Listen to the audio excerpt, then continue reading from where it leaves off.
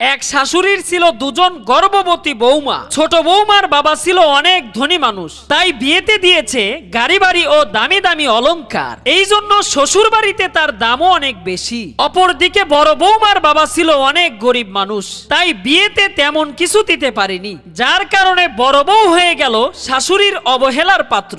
একদিন হঠাৎ তারা দুজন হাসপাতালে সন্তানের মা হলো। এদিকে শাশুড়ি পুরো ঘর সুসজ্জিত করে অপেক্ষা করতে লাগলো তার ছোট বউ ও তার ছেলের জন্য। বড় বউ আর তার ছেলের কথা কারো ভাবনাতেই নেই। ঠিক এমন সময় হাসপাতাল থেকে ছোট বউ ফোন করে বলল, মা, আমি হাসপাতাল থেকে সরাসরি আমার বাবার বাড়ি যাচ্ছি, কারণ হইল এখন আমার আরাম দরকার। ছোট বৌমার কথা শুনে শাশুড়ি অনেক কষ্ট পেল। ঠিক তখনই বড় বৌমা তার ছেলেকে নিয়ে বাড়িতে চলে আসলো। শাশুড়ি তখন বলল, তুমি কেন যাওনি তোমার বাবার বাড়ি? তখন বড় বউ বলল, কেন যাব বাবার বাড়ি? এটাই তো আমার বাড়ি। এ বাড়িতে থাকার মতো শান্তি আমি কোথাও পাবো না। বড় বৌমার কথা শুনে শাশুড়ির চক্ষু বেয়ে পানি পড়তে লাগলো।